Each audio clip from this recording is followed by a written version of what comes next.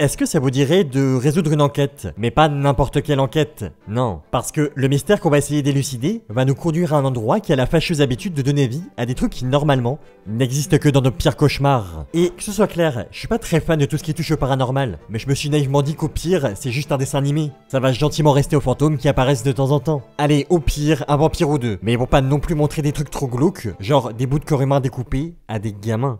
Puis j'ai découvert, ou plutôt redécouvert, un truc que j'avais oublié sur cette série. C'est que les réalisateurs, ils en avaient pas grand chose à foutre. Mais ok, c'est qu'un détail. Et si ça vous pose pas de problème, alors écoutez. Bienvenue dans ce charmant petit village de la campagne anglaise. Notre histoire débute ici, et je sais pas précisément où on est, mais honnêtement, on s'en fout pas mal. C'est juste un petit bled comme il y en a des milliers. Allez, je veux bien lui accorder qu'il a une bibliothèque, et ça on n'en trouve pas non plus partout. Tiens, justement, il y a un homme qui a l'air d'y aller avec sa fille pour rendre un livre, je crois. Il dit à sa gamine de rester sage pendant qu'il parle avec le gérant. Jusque-là, rien d'anormal. Et comme absolument tous les gosses de son âge, elle écoute pas vraiment ce que son père lui dit. Alors elle se balade dans les rayons à la recherche d'un truc un peu cool au milieu de tous ces vieux bouquins. Et là, elle tombe sur ce livre avec une clé qui pend. Sur papier, je vous l'accorde, c'est franchement rien d'excitant. Mais vas-y, elle est dans un village paumé où de toute façon il y a rien à faire. Donc faute de mieux, la petite le prend quand même sans vraiment savoir de quoi il parle. Sur la couverture, on voit juste une créature assez flippante. Ok, est-ce que c'est un avertissement? Si c'est le cas, je suis presque sûr que c'est pas adapté pour son âge. Mais elle a pas trop l'air d'en avoir quelque chose à carrer. Sinon, dans le fond de l'image, on voit aussi un village qui fait évidemment penser à celui où on est.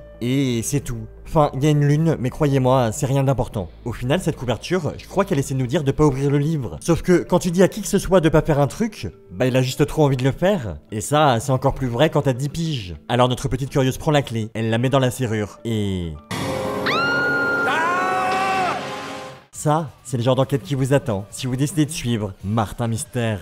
Parce que oui, c'est pas que je doute de vos compétences, mais ok, peut-être un peu en fait. Donc, pour cette mission, vous allez pas être seul. Et vos collègues, ça peut paraître bizarre, et ça l'est, mais on va aller les chercher dans un lycée. Le premier, évidemment, c'est Martin. C'est un mec de 16 ans qui, je vous l'accorde, a un peu tendance à se la péter. Sinon, il adore les films d'horreur, comme beaucoup de gens finalement. Ah oui, et il a aussi tendance à draguer toutes les filles qu'il croise de manière bien trop lourde. Comme là encore, beaucoup de gens. Salut les filles, je m'appelle Martin. On déjeune ensemble. Ça échoue à chaque fois et je dois avouer que ça me fait un peu rire. Puis, de manière générale, Martin c'est vraiment un gars drôle. Alors que sa demi-sœur, Diana, un peu moins. Et j'insiste, j'ai bien dit sa demi-sœur. Alors, les fanfictions un peu dérangeantes, bon, on arrête? Si vous saviez tout ce que j'ai vu. Bref, sinon Diana, pour revenir à elle, elle est plutôt studieuse, elle a de bonnes notes en cours, elle planifie tout à l'avance. Totalement l'inverse de son frère en fait. Bon, ok, par contre, elle est aussi très colérique. Mais en même temps, quand tu passes tes journées avec Martin, ça se comprend un peu. D'ailleurs, il y a des fois où elle essaie de le cadrer, notamment en lui lançant des défis. Je parie que t'es incapable de rester une journée entière sans te salir. Comme tu voudras.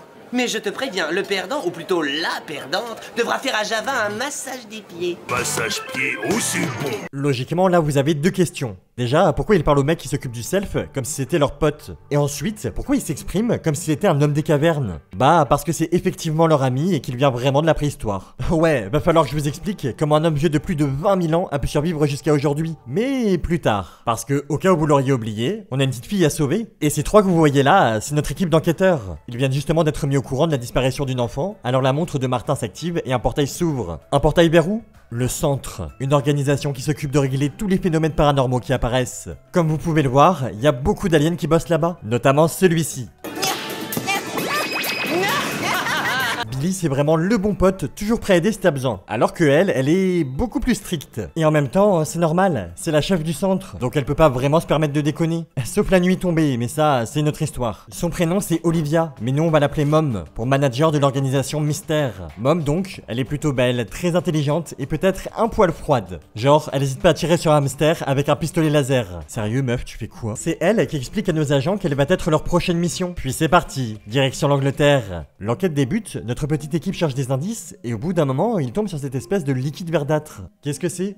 Aucune idée. Mais pour l'analyser, Martin peut compter sur sa montre, qui est en fait une chronoscan. En gros, c'est un truc qui donne accès à tout un tas d'objets très utiles en mission. Ça va de l'appareil pour faire des analyses au cutter laser qui découpe des gens. Mais là tout de suite, on a plus besoin d'une analyse. Et d'ailleurs, elle finit par révéler que ce truc, c'est de la vase marécageuse. Évidemment. Oula, c'était quoi ça? En sortant, on découvre une femme à terre. Elle explique qu'elle a dit à son fils de rester à côté d'elle pour qu'il lui arrive rien. Mais il a pas obéi et a disparu. Heureusement, le responsable est pas encore parti. Et c'est cette créature qui est en train de s'enfuir. Une course-poursuite commence. Sauf que le monstre finit par plonger dans un portail qui grouille d'asticots. Non, vraiment perso, y a aucun monde dans lequel je rentre dedans. Et de toute façon, le temps que nos héros hésitent, il se referme. Donc là, on a un nouveau gamin qui a disparu et pas vraiment d'indices. Enfin, si, on a quand même 2 infos. Déjà, ce truc vient démarrer d'après les échantillons qu'on a retrouvés dans la bibliothèque. Et ensuite, on vient de retrouver le livre qu'avait la fillette avant de disparaître. En le feuilletant, on apprend quelque chose d'intéressant. Ce monstre, il fait partie d'une vieille légende anglaise. Il s'attaquerait aux enfants passage pour les embarquer dans son royaume des marécages. A priori, il n'y a pas trop de doute, c'est bien la créature qu'on a vue. Puis, si ça se trouve, peut-être qu'à la fin de ce bouquin, il y a la méthode pour le battre. Ah, évidemment, la page est déchirée, ça aurait été trop facile sinon. Bon, je crois qu'il est temps de vous parler d'un autre objet super utile de la Chronoscan, le Légendarium. C'est la base de données du centre, dans laquelle il y a toutes les infos sur les monstres connus à ce jour. On peut y apprendre que celui qui nous pose problème, il existe depuis le 13e siècle, et qu'en effet, il kidnappe les enfants qui n'obéissent pas, comme c'était le cas pour nos 2 victimes. Le seul problème, c'est que c'est pas écrit comment le battre, ni où se trouve le royaume des marées. Donc au final, ce gadget, il nous a juste confirmé des trucs qu'on savait déjà. Après, je vous rassure, il sert pas tout le temps à rien. Enfin, des fois quoi. Quoique, attendez, il nous a quand même confirmé que c'était bien les enfants passage qui attiraient le monstre. Alors, j'ai une idée, vous me dites ce que vous en pensez. Si on met les pires enfants qu'on peut trouver dans le village dans une même pièce, ça va forcément attirer la créature, non? Oui, bon, je sais, on peut pas se servir de gosses comme d'appât. Ah bah si, on peut. Martin a eu la même idée. Mais les parents, ils sont d'accord avec ça? Java et moi sommes ici pour protéger vos enfants. Bon, d'accord. Nous attendrons à l'extérieur. Bonne chance. Vous vouliez juste vous en débarrasser en fait. La bonne nouvelle, c'est que le plan marche. Le monstre finit par apparaître. Cette fois, Martin est beaucoup mieux préparé. Et grâce à sa montre, il obtient un lance-filet qui lui permet de capturer la bête. Malheureusement, il parvient encore une fois à s'enfuir en ouvrant un portail. Là, il n'y a plus le choix. Faut sauter et la suivre. Parce que sinon, on va jamais retrouver les gamins qui ont été kidnappés. Ok, donc ça, c'est son royaume. Pour être sûr, Diana prend livre pour vérifier et... Java, pourquoi t'as l'air de kiffer ça? Tu sais qu'elle a genre 16 ans et toi pas loin de 20 000? Bon, bref, au moins on est sûr que c'est le marécage de la légende. Nos enquêteurs finissent par tomber sur l'endroit qui a l'air d'être le repère du monstre. Ce que confirment les peluches bien effrayantes qui sont au sol. Ça veut dire qu'il est peut-être déjà trop tard et que les enfants ont été mangés. Non, je rigole. Un peu plus loin, on les retrouve cachés sous des racines. Donc, tout va bien. Il n'y a plus qu'à trouver le moyen de partir et on est bon. C'est vrai que j'ai failli l'oublier, lui. En plus, il lance une attaque avec ses asticots dégueulasses. Et quand on se dit que cette fois-ci, notre équipe va vraiment finir bouffée par ces petites bêtes, il trouve au dernier moment le passage qui les ramène chez eux. Mais c'est vraiment pas passé loin. Puis, franchement, ça commence à un peu trop durer, cette histoire. Donc, ce qu'on va faire, c'est qu'on va retourner là, où tout a commencé, la bibliothèque. Parce que, peut-être qu'en fouillant bien, on va finir par trouver un indice. Voire même, la page manquante du livre. Comme ça, on saura enfin comment battre cette créature. Et en effet, en cherchant bien, Diana trouve le bout de papier qui nous manquait. Il révèle qu'à l'époque où le monstre des marais est apparu, des enfants ont réussi à l'enfermer à l'intérieur du livre qui se ferme avec la clé. Vous savez, celui qui a justement été ouvert au début de l'épisode. Bon, bah je crois qu'on sait quoi faire. Surprise!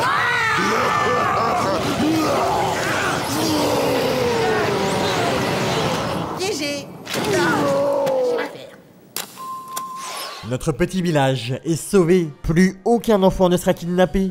Enfin, j'espère. Pour sûr, si ça arrive, c'est pas le monstre. Et là, faut s'inquiéter. Mais il reste quand même un dernier détail à régler. Malgré la mission dans le marécage, Martin, il a réussi à pas se tâcher. Ce qui veut dire que... C'est un pari, Diana. Allez, tu t'y colles.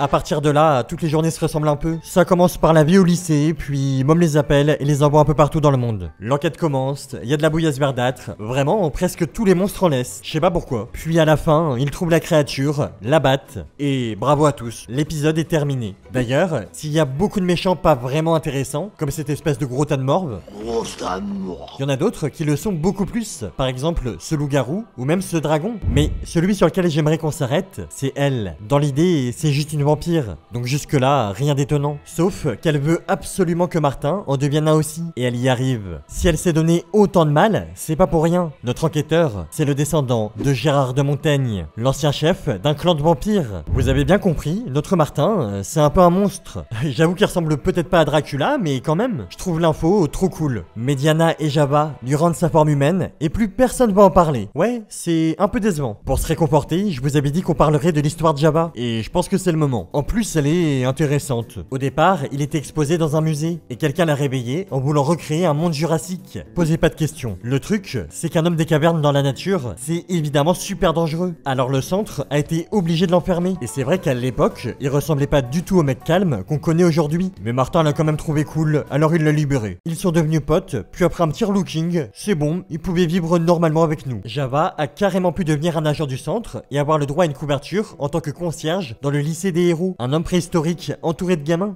Ouais, ça aurait pu très mal tourner quand même. L'autre personnage, qui a une histoire dont il faut vraiment que je vous parle, c'est Billy. Parce que ce petit truc vert là, il a littéralement anéanti des planètes tout entières. Ok, il y a sûrement besoin d'explications. Déjà au départ, il s'appelait pas Billy, mais Gantar. C'était le chef d'un groupe de bandits extraterrestres métamorphes. Donc, cette apparence là qu'on connaît, bah c'est pas celle de base. À l'époque, ils envahissaient chaque planète qu'ils voyaient pour prendre ses ressources jusqu'à anéantir toute forme de vie présente dessus. Puis, ils trouvaient une nouvelle proie et ne se souciaient jamais du mal qu'ils avaient fait. Mais un jour, en attaquant une énième planète, Gantar s'est rendu compte qu'il en avait assez d'être responsable de toute cette violence. Alors il a déserté sa propre armée. Et vous connaissez la Zone 51? Le bâtiment top secret aux États-Unis qui cacherait des aliens. Bah il existe depuis que Gantar s'est écrasé dans le coin en fuyant son peuple. Au départ, on va pas se mentir, la cohabitation avec les humains était un peu compliquée. Mais très vite, il s'est adapté et a utilisé son pouvoir de métamorphe pour devenir le Billy qu'on connaît aujourd'hui. Il regrette évidemment profondément le mal qu'il a déjà fait. Alors quand son ancienne armée débarque sur Terre pour la détruire, il n'hésite pas à reprendre sa forme d'origine pour leur faire face. Ah ouais, rien à voir, on dirait un mauvais date. Mais la plus grosse différence par rapport à sa vie d'avant, elle est pas physique. Si à une époque, il pouvait détruire des planètes sans problème, aujourd'hui, il est prêt à donner sa vie, si ça peut lui permettre de sauver la Terre, qu'il l'a accueilli à bras ouverts. Il a sauvé le monde. J'y crois pas, notre Billy est parti. Billy va sincèrement manquer à tout le monde. Salut les patrons.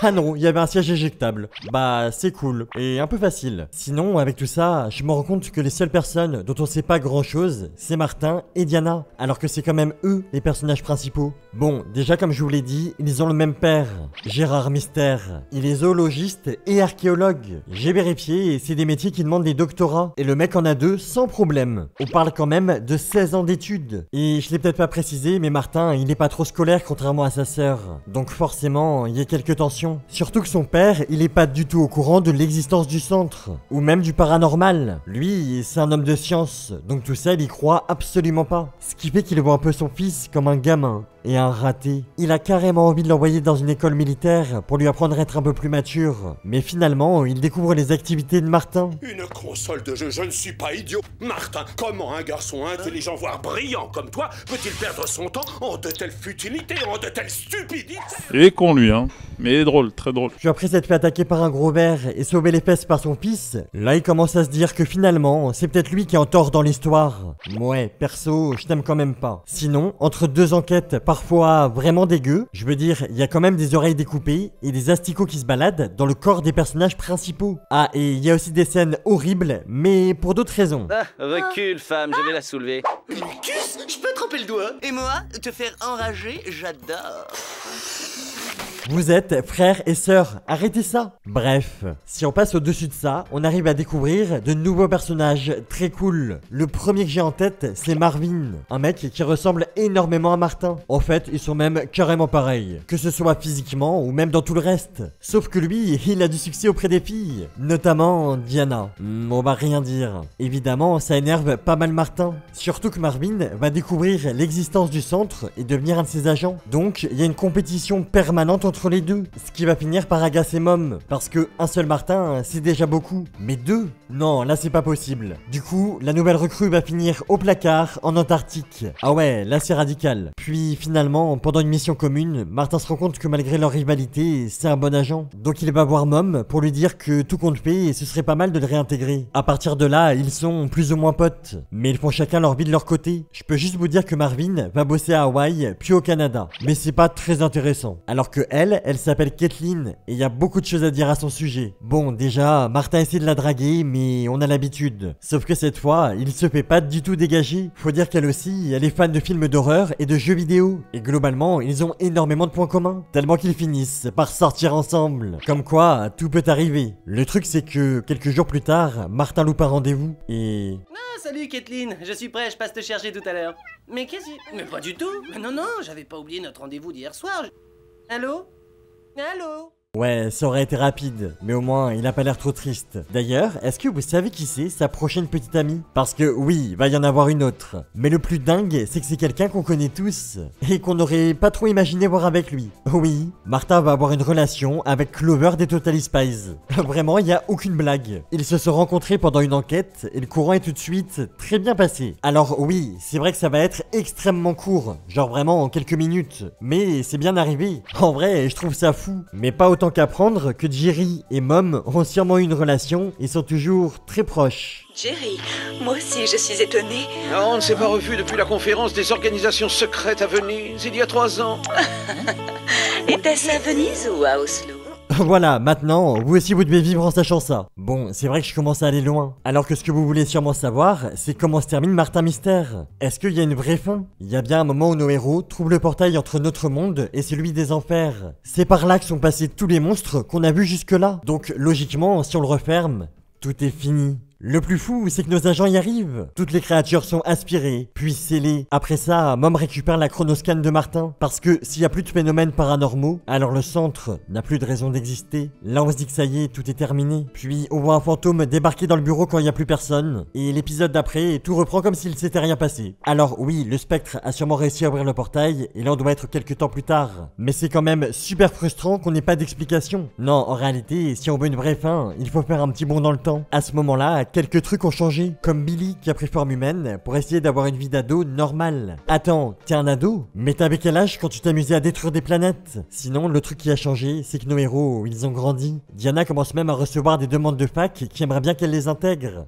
Ouais, y a pas à dire, ça marchait quand même beaucoup mieux avant la création de Parcoursup. Et il faut dire que l'idée de partir loin de son frère lui plaît pas mal, parce qu'elle commence à avoir du mal à le supporter, ce qu'on peut comprendre. Alors elle accepte de visiter le premier institut qui se présente à elle, et qui est assez mystérieux.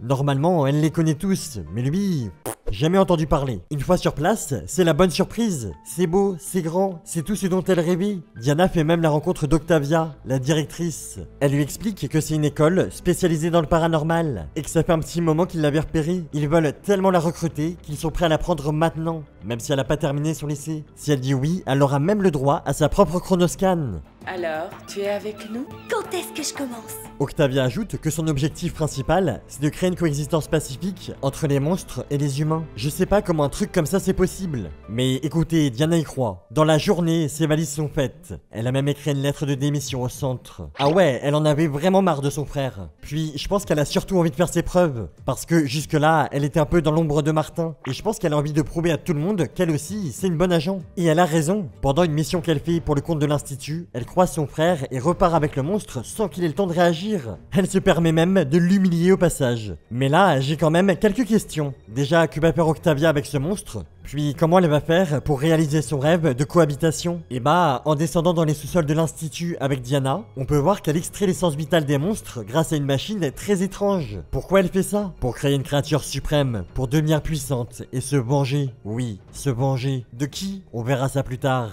Parce que dans l'immédiat, Diana est pas trop d'accord avec ses plans, et elle le fait bien comprendre. Alors elle est rapidement capturée par des monstres, qui sont en réalité d'anciens humains, qui ont eux aussi déçu la directrice. Ça nous donne malheureusement un petit indice sur ce qui va arriver à Diana. Et le pire dans tout ça, c'est que c'est elle qui a apporté le dernier monstre dont Octavia avait besoin pour arriver à ses fins. Nous pouvons passer aux choses sérieuses.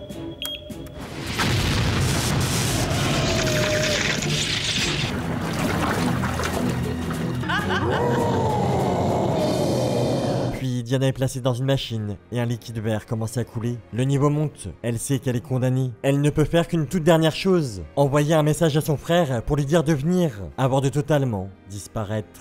Quand Martha reçoit le message, il décide évidemment de lui venir en aide, même si elle l'a trahi, parce qu'après tout, elle reste sa sœur. Mais quand il arrive dans le sous-sol, il est déjà trop tard. Diana est devenue un monstre. Après, c'est pas si dramatique. Juste maintenant, elle a une queue et la peau verte. Ce qui est magnifique. Ouais, bah ça va, je me fais des compliments, sinon personne le fait. Bref, tous les deux ils enquêtent et découvrent que Octavia, avant de diriger l'institut, elle faisait partie du centre. Mais elle était pas très douée et s'est faite virer. Donc maintenant, elle veut se venger du centre, et particulièrement de Mom. Sauf que quand ils le comprennent, il est déjà trop tard. Elle est déjà dans le bureau de leur chef, avec son monstre. Et le combat n'est pas du tout équitable. Ok, nos héros finissent par arriver, mais c'est pas gagné pour autant. Parce que cette créature, elle est composée de tous les monstres qu'ils ont déjà affrontés. Elle a donc tous leurs points forts. Sauf que ça veut sûrement dire qu'elle a aussi leurs points faibles. Après avoir trouvé le moyen de neutraliser Octavia, le vrai combat commence. Et attends, tu veux faire face au monstre avec une cuillère et de la farine? Mais au mieux avec ça tu fais un gâteau, c'est tout. Ou peut-être pas.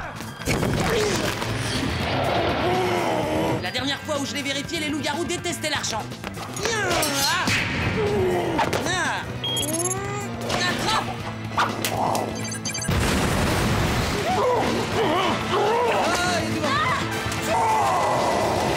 Ils l'ont fait, ils ont vaincu le monstre le plus puissant qui existe. Et c'est vrai que t'as toujours une face de lézard, toi. J'avais oublié ce détail. Bon bah, y a bien une solution, mais il va falloir rester dans un caisson. On va dire que c'est ta punition pour avoir trahi tout le monde. Mais quoi qu'il en soit, même si c'est pas vraiment dit dans la série, ils ont grandi. C'est inévitable, et ça va être l'heure pour eux de quitter le lycée. Il y a des chances pour que cette équipe qu'on ait tant aimée ait vécu sa dernière mission, avant de se dissoudre. Mais avant de leur dire au revoir, il nous reste un dernier moment à vivre avec eux. Parce qu'ils ont le droit de voir le vrai chef du centre, le vrai dirigeant. C'est ce super ordinateur qu'on appelle le noyau. Il a évalué et donne une note à nos héros. Et ça va, ça se passe bien. Enfin, peut-être pas pour tout le monde. Mom, vos notes ont également été revues à la baisse. Billy va prendre la place de Mom. Moi? Cela prend effet dès maintenant. Sincèrement, j'ai passé un très bon moment en re-regardant cette série. Il y a des blagues qui me faisaient rire à l'époque et qui marchent toujours aussi bien aujourd'hui. Puis il y en a certaines que je pouvais pas comprendre en étant gosse, et tant mieux. Je suis un peu nostalgique de cette époque, on pouvait prendre des risques. On arrivait quand même à faire quelque chose de gore, de sombre, de mystérieux, et pourtant accessible à tous les âges. Non, franchement, j'adorais ces univers. Alors si jamais vous avez l'occasion de revoir cette série, surtout qu'elle est dispo sur YouTube, foncez. Ou pas.